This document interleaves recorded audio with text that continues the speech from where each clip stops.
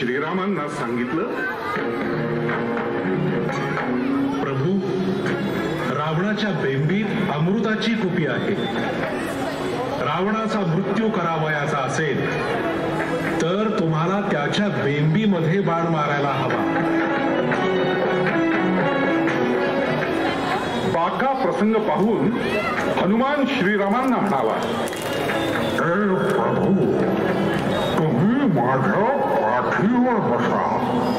मी तुम्हाला रावणाजवळ घेऊन जातो आणि तेव्हाच तुम्ही त्याचा वध करू शकाल.